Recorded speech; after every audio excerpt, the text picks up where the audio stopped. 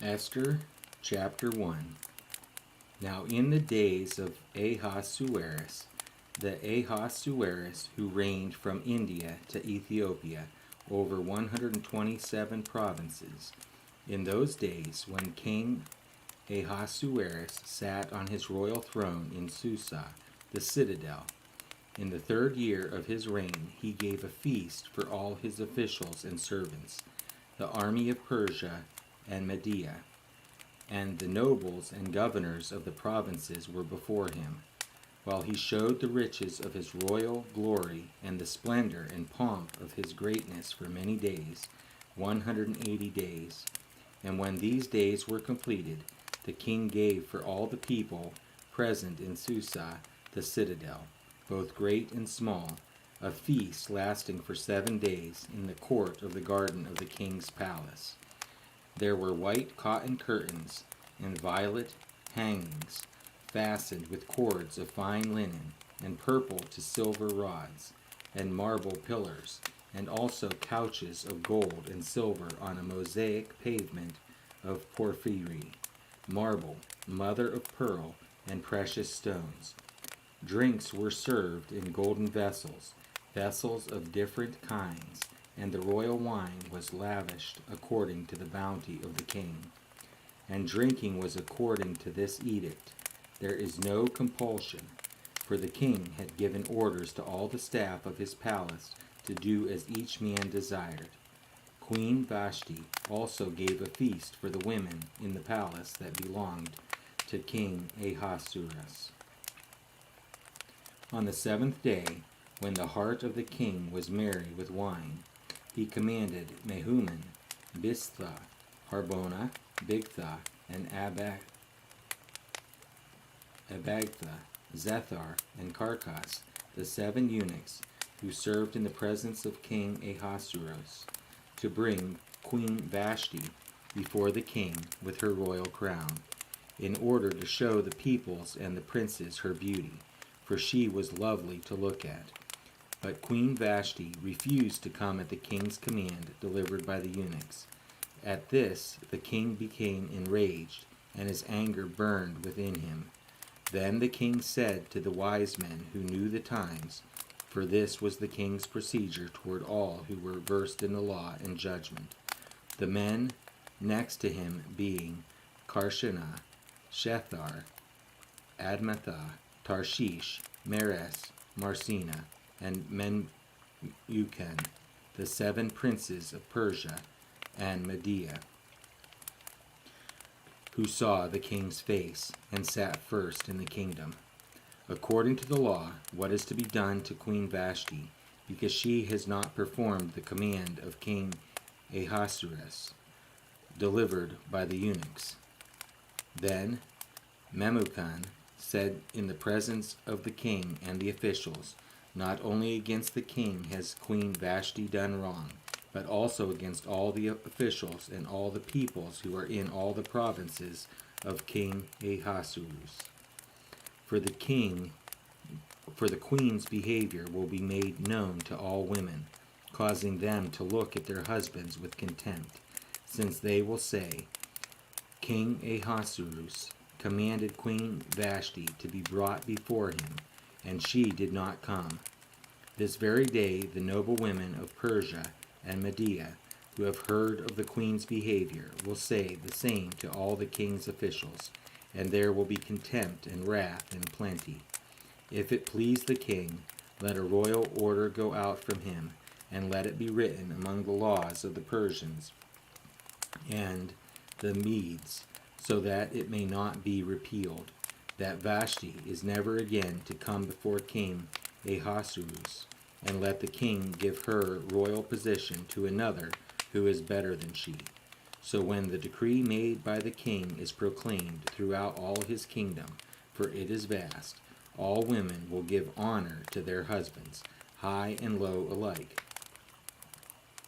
This advice pleased the king and the princes, and the king did as Memucan proposed. He sent letters to all the royal provinces, to every province in its own script, and to every people in its own language, that every man be master in his household, and speak according to the language of his people. Esther chapter 2. After these things, when the anger of King Ahasuerus had abated, he remembered Vashti, and what she had done, and what had been decreed against her. Then the king's young men who attended him said, Let beautiful young virgins be sought out for the king, and let the king appoint officers in all the provinces of his kingdom, to gather all the beautiful young virgins to the harem in Susa, the citadel, under custody of Haggai, the king's eunuch, who is in charge of the women. Let their cosmetics be given to them, and let the young women who pleases the king be queen instead of Vashti. This pleased the king, and he did so. Now there was a Jew in Susa, the citadel, whose name was Mordecai, the son of Jair, son of Shimei, son of Kish, a Benjaminite, who had been carried away from Jerusalem among the captives carried away with Jeconiah, king of Judah, whom Nebuchadnezzar, king of Babylon, had carried away. He was bringing up Hadassah, that is Esther, the daughter of his uncle, for she had neither father nor mother. The young woman had a beautiful figure and was lovely to look at, and when her father and her mother died, Mordecai took her as his own daughter. So when the king's order and his edict were proclaimed, and when many young women were gathered in Susa, the citadel, in custody of Haggai, Esther also was taken into the king's palace and put in custody of Haggai, who had charge of the women. And the young woman pleased him and won his favor, and he quickly provided her with her cosmetics and her portion of food, and with 7 chosen young women from the king's palace, and advanced her and her young women to the best place in the harem. Esther had not made known her people or kindred, for Mordecai had commanded her not to make it known. And every day Mordecai walked in front of the court of the harem to learn how Esther was and what was happening to her. Now when the turn came for each young woman to go in to King Ahasuerus, after being 12 months under the regulations for the women, since this was the regular period of their beautifying, 6 months with oil of myrrh, and 6 months with spices and ointments for women. When the young woman went in to the king in this way, she was given whatever she desired to take with her from the harem to the king's palace. In the evening she would go in, and in the morning she would return to the second harem in custody of Shaashgaz, the king's eunuch, who was in charge of the concubines. She would not go in to the king again, unless the king delighted in her, and she was summoned by name. When the turn came for Esther, the daughter of Abihail, the uncle of Mordecai, who had taken her as his own daughter, to go in to the king, she asked for nothing except what Haggai, the king's eunuch, who had charge of the women, advised. Now Esther was winning favor in the eyes of all who saw her. And when Esther was taken to King Ahasuerus into his royal palace in the 10th month, which is the month of Tebeth, in the 7th year of his reign, the king loved Esther more than all the women, and she won grace and favor in his sight more than all the virgins, so that he set the royal crown on her head and made her queen instead of Vashti. Then the king gave a great feast for all his officials and servants. It was Esther's feast. He also granted a remission of taxes to the provinces and gave gifts with royal generosity. Now, when the virgins were gathered together the second time, Mordecai was sitting at the king's gate. Esther had not made known her kindred or her people, as Mordecai had commanded her. For Esther obeyed Mordecai, just as when she was brought up by him. In those days, as Mordecai was sitting at the king's gate, Bigthan and Teresh, 2 of the king's eunuchs who guarded the threshold, became angry and sought to lay hands on King Ahasuerus. And this came to the knowledge of Mordecai, and he told it to Queen Esther. And Esther told the king in the name of Mordecai. When the affair was investigated and found to be so, the men were both hanged on the gallows, and it was recorded in the book of the Chronicles in the presence of the king. Esther chapter 3. After these things, King Ahasuerus promoted Haman the Agagite, the son of Hammedatha, and advanced him and set his throne above all the officials who were with him. And all the king's servants who were at the king's gate bowed down and paid homage to Haman, for the king had so commanded concerning him. But Mordecai did not bow down or pay homage. Then the king's servants who were at the king's gate said to Mordecai, "Why do you transgress the king's command?" And when they spoke to him day after day, and he would not listen to them, they told Haman, in order to see whether Mordecai's words would stand, for he had told him that he was a Jew. And when Haman saw that Mordecai did not bow down or pay homage to him, Haman was filled with fury. But he disdained to lay hands on Mordecai alone. So, as they had made known to him the people of Mordecai, Haman sought to destroy all the Jews, the people of Mordecai throughout the whole kingdom of Ahasuerus. In the first month, which is the month of Nisan, in the 12th year of King Ahasuerus, they cast pur, that is, they cast lots, before Haman day after day, and they cast it month after month, till the 12th month, which is the month of Adar. Then Haman said to King Ahasuerus, "There is a certain people scattered abroad and dispersed among the peoples in all the provinces of your kingdom. Their laws are different from those of every other people, and they do not keep the king's laws, so that it is not to the king's profit to tolerate them. If it please the king, let it be decreed that they be destroyed, and I will pay 10,000 talents of silver into the hands of those who have charge of the king's business, that they may put it into the king's treasuries."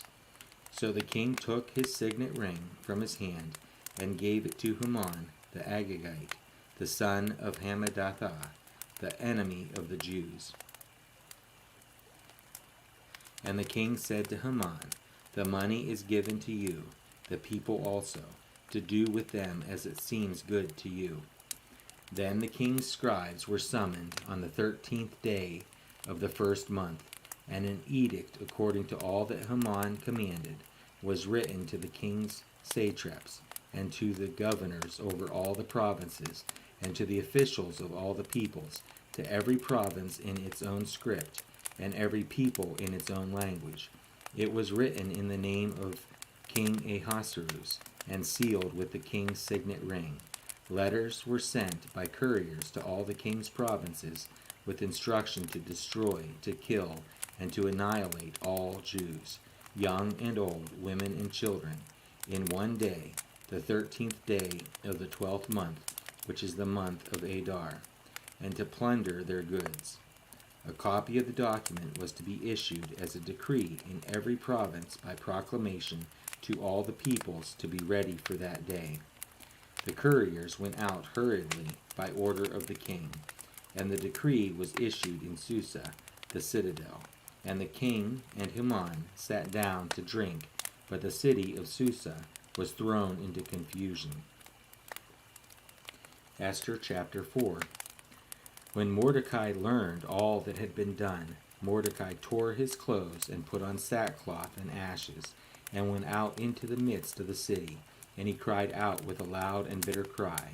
He went up to the entrance of the king's gate, for no one was allowed to enter the king's gate clothed in sackcloth. And in every province, wherever the king's command and his decree reached, there was great mourning among the Jews, with fasting and weeping and lamenting, and many of them lay in sackcloth and ashes. When Esther's young women and her eunuchs came and told her, the queen was deeply distressed. She sent garments and clothed Mordecai, so that he might take off his sackcloth, but he would not accept them.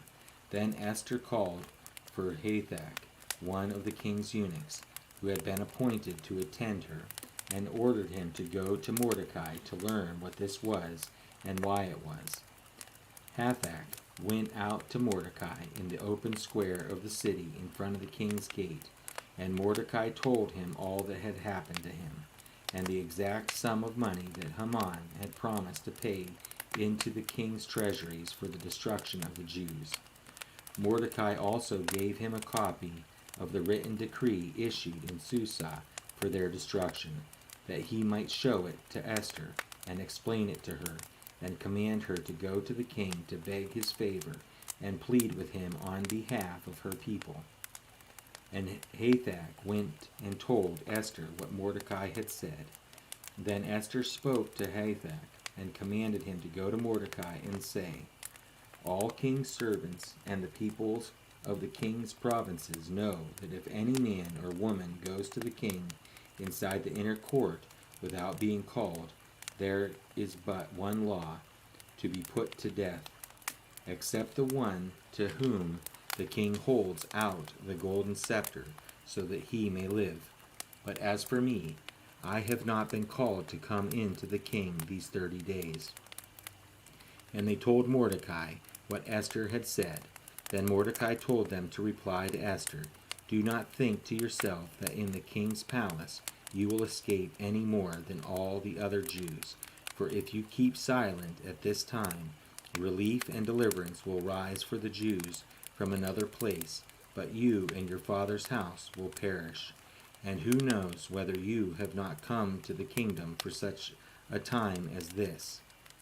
Then Esther told them to reply to Mordecai, "Go, gather all the Jews to be found in Susa, and hold a fast on my behalf, and do not eat or drink for 3 days, night or day. I and my young women will also fast as you do. Then I will go to the king, though it is against the law, and if I perish, I perish." Mordecai then went away and did everything as Esther had ordered him. Esther chapter 5. On the 3rd day, Esther put on her royal robes and stood in the inner court of the king's palace, in front of the king's quarters, while the king was sitting on his royal throne inside the throne room opposite the entrance to the palace. And when the king saw Queen Esther standing in the court, she won favor in his sight, and he held out to Esther the golden scepter that was in his hand. Then Esther approached and touched the tip of the scepter, and the king said to her, "What is it, Queen Esther? What is your request? It shall be given you, even to the half of my kingdom." And Esther said, "If it please the king, let the king and Haman come today to a feast that I have prepared for the king." Then the king said, "Bring Haman quickly, so that we may do as Esther has asked." So the king and Haman came to the feast that Esther had prepared, and as they were drinking wine after the feast, the king said to Esther, "What is your wish?" "It shall be granted you." "And what is your request?" "Even to the half of my kingdom it shall be fulfilled." Then Esther answered, "My wish and my request is, if I have found favor in the sight of the king, and if it please the king to grant my wish and fulfill my request, let the king and Haman come to the feast that I will prepare for them, and tomorrow I will do as the king has said." And Haman went out that day joyful and glad of heart. But when Haman saw Mordecai in the king's gate, that he neither rose nor trembled before him, he was filled with wrath against Mordecai. Nevertheless, Haman restrained himself and went home, and he sent and brought his friends and his wife Zeresh. And Haman recounted to them the splendor of his riches, the number of his sons, all the promotions with which the king had honored him, and how he had advanced him above the officials and the servants of the king. Then Haman said, "Even Queen Esther, let no one but me come with the king to the feast she prepared. And tomorrow also I am invited by her together with the king. Yet all this is worth nothing to me, so long as I see Mordecai the Jew sitting at the king's gate. Then his wife Zeresh and all his friends said to him, Let a gallows 50 cubits high be made, and in the morning tell the king to have Mordecai hanged upon it. Then go joyfully with the king to the feast. This idea pleased Haman, and he had the gallows made. Esther chapter 6. On the night the king could not sleep, and he gave orders to bring the book of memorable deeds and chronicles, and they were read before the king. And it was found written how Mordecai had told about Bigthana and Teresh, 2 of the king's eunuchs, who guarded the threshold, and who had sought to lay hands on King Ahasuerus. And the king said, What honor or distinction has been bestowed on Mordecai for this? The king's young men who attended him said, Nothing has been done for him. And the king said, Who is in the court? Now Haman had just entered the outer court of the king's palace to speak to the king about having Mordecai hanged on the gallows that he had prepared for him. And the king's young men told him, Haman is there, standing in the court. And the king said, Let him come in. So Haman came in, and the king said to him, What should be done to the man whom the king delights to honor? And Haman said to himself, Whom would the king delight to honor more than me? And Haman said to the king, For the man whom the king delights to honor, let royal robes be brought, which the king has worn, and the horse that the king has ridden, and on whose head a royal crown is set. And let the robes and the horse be handed over to one of the king's most noble officials. Let them dress the man whom the king delights to honor, and let them lead him on the horse through the square of the city, proclaiming before him, Thus shall it be done to the man whom the king delights to honor. Then the king said to Haman, Hurry, take the robes and the horse, as you have said, and do so to Mordecai the Jew, who sits at the king's gate. Leave out nothing that you have mentioned. So Haman took the robes and the horse, and he dressed Mordecai, and led him through the square of the city, proclaiming before him, Thus shall it be done to the man whom the king delights to honor.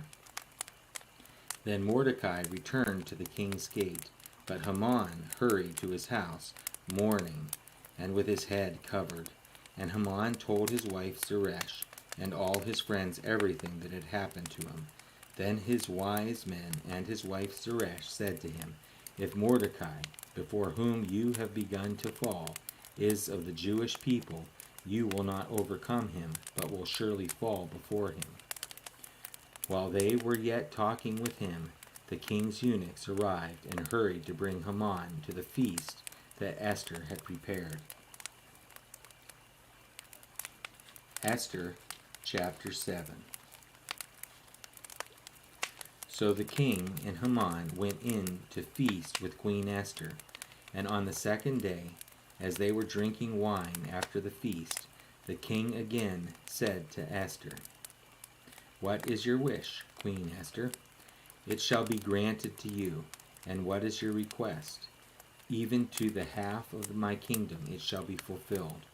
Then Queen Esther answered, If I have found favor in your sight, O king, and if it please the king, let my life be granted me for my wish, and my people for my request.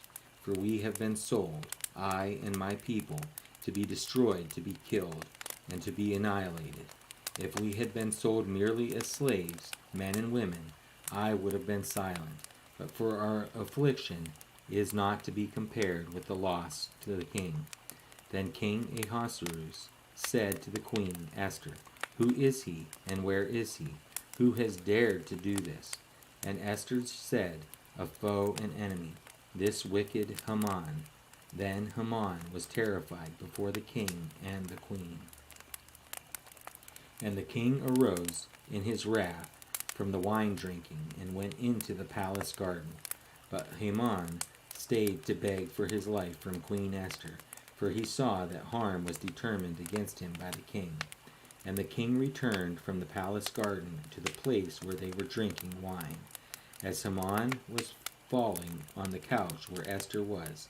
And the king said, "Will he even assault the queen in my presence, in my own house?" As the word left the mouth of the king, they covered Haman's face. Then Harbona, one of the eunuchs in attendance on the king, said, "Moreover, the gallows that Haman has prepared for Mordecai, whose word saved the king, is standing at Haman's house, 50 cubits high." And the king said, "Hang him on that." So they hanged Haman on the gallows that he had prepared for Mordecai. Then the wrath of the king abated. Esther chapter 8. On that day King Ahasuerus gave to Queen Esther the house of Haman, the enemy of the Jews. And Mordecai came before the king, for Esther had told what he was to her. And the king took off his signet ring, which he had taken from Haman, and gave it to Mordecai. And Esther set Mordecai over the house of Haman. Then Esther spoke again to the king. She fell at his feet and wept and pleaded with him to avert the evil plan of Haman, the Agagite, and the plot that he had devised against the Jews. When the king held out the golden scepter to Esther, Esther rose and stood before the king. And she said, "If it please the king, and if I have found favor in his sight, and if the thing seems right before the king, and I am pleasing in his eyes, let an order be written to revoke the letters devised by Haman, the Agagite, the son of Hammedatha, which he wrote to destroy the Jews who are in all the provinces of the king. For how can I bear to see the calamity that is coming to my people? Or how can I bear to see the destruction of my kindred?" Then King Ahasuerus said to Queen Esther and to Mordecai the Jew, "Behold, I have given Esther the house of Haman, and they have hanged him on the gallows, because he intended to lay hands on the Jews. But you may write as you please with regard to the Jews, in the name of the king, and seal it with the king's ring, for an edict written in the name of the king, and sealed with the king's ring, cannot be revoked." The king's scribes were summoned at that time in the 3rd month, which is the month of Sivan, on the 23rd day, and an edict was written according to all that Mordecai commanded concerning the Jews, to the satraps and the governors and the officials of the provinces from India to Ethiopia, 127 provinces, to each province in its own script, and to each people in its own language, and also to the Jews in their script and their language. And he wrote in the name of King Ahasuerus, and sealed it with the king's signet ring.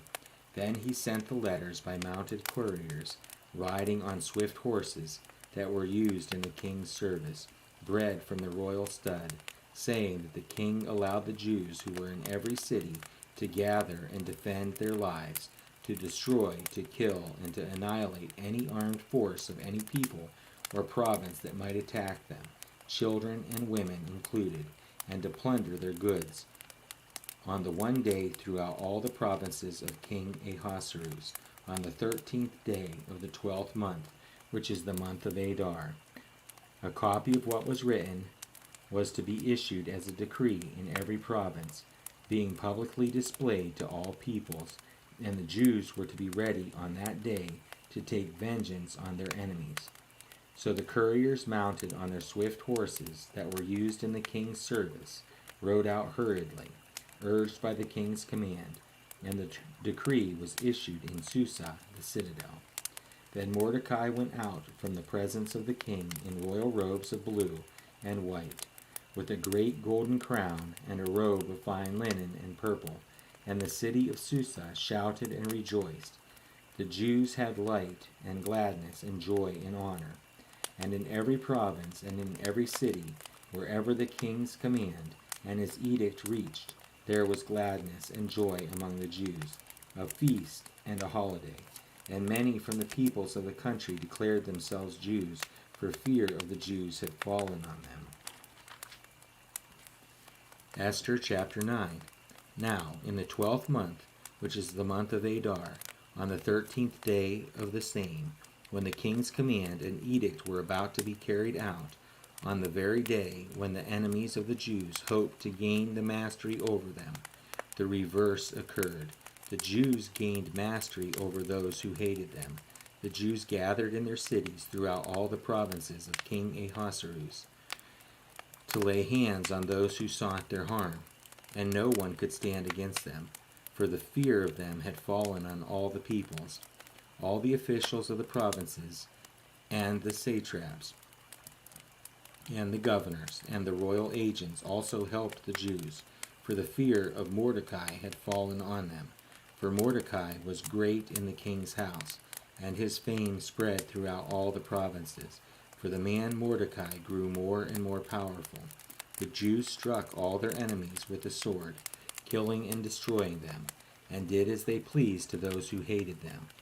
In Susa, the citadel itself, the Jews killed and destroyed 500 men, and also killed Parshandatha, and Dalphon, and Aspatha, and Poratha, and Adaliah, and Aridatha, and Parmashta, and Erisai, and Eridai, and Vizatha, the 10 sons of Haman, the son of Hammedatha, the enemy of the Jews.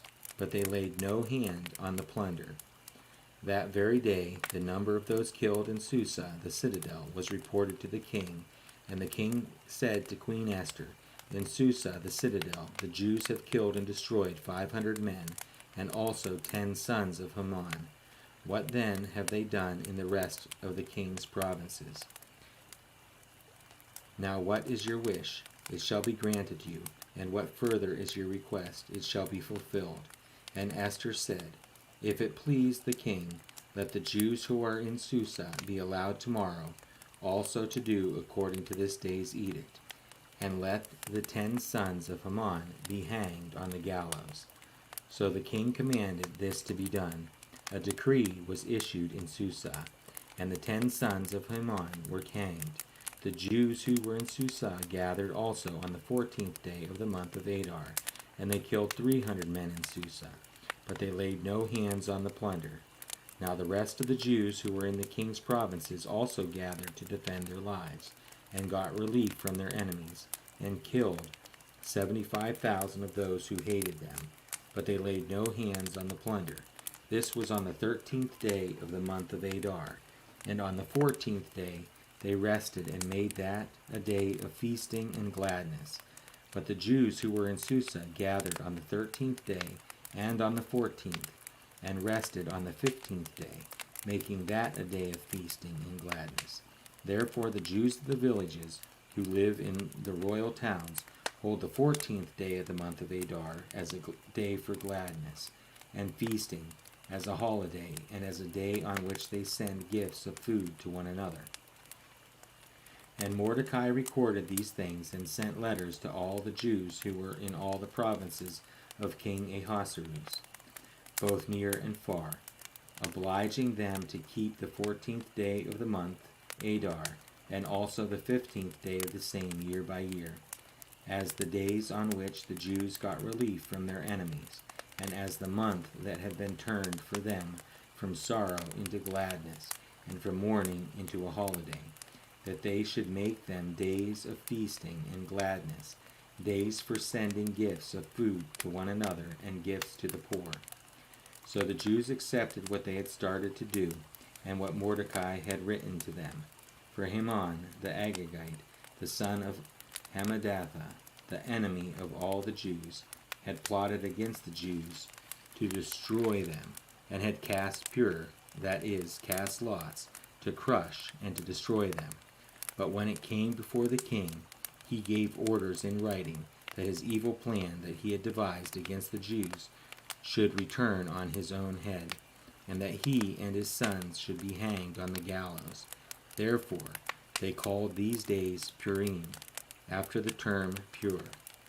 Therefore, because of all that was written in this letter, and of what they had faced in this matter, and of what had happened to them, the Jews firmly obligated themselves and their offspring and all who joined them, that without fail they would keep these 2 days according to what was written, and at the time appointed every year.